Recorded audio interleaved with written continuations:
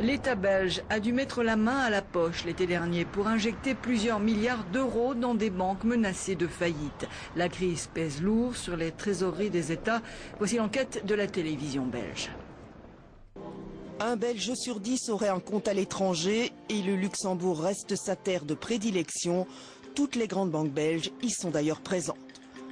Qu'ont-elles de plus à offrir là-bas? En principe pas grand-chose, le précompte mobilier est même plus élevé au Luxembourg que chez nous. Mais la réalité est tout autre. Caméra cachée à l'appui, nous avons pu le constater. Les propositions que nous a faites cette banque, qui a pignon sur rue en Belgique, se sont révélées particulièrement attrayantes. Nous essayons quand même de trouver les meilleures formules pour la clientèle, pour qu'ils puissent échapper, je dis, en grande partie à la taxe européenne.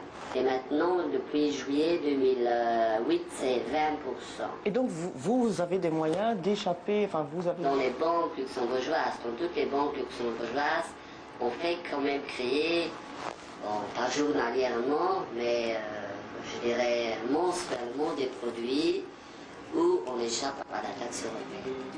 Les banques à Luxembourg sont donc très inventives et cela ne s'arrête pas là. Lorsque nous annonçons à notre banquier que nous avons 500 000 euros, il redouble d'imagination. On a fait enregistrer des comptes au Panama, donc des sociétés panaméennes. Et alors, donc, le compte était enregistré là-bas. C'était donc une succursale qui ferait la gestion. Donc de ce côté-là, le client il n'était pas connu. Donc vous avez votre propre société et à ce moment-là, vous échappez à la taxe européenne.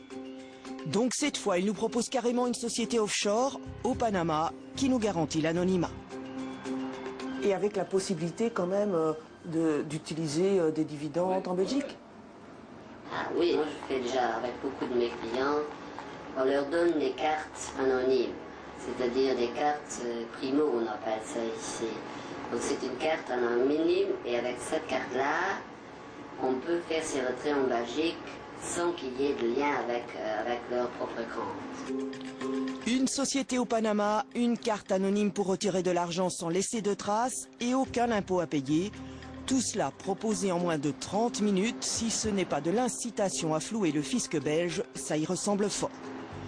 Il s'agit pourtant d'une banque bien présente en Belgique, une des banques que l'État a généreusement renflouée.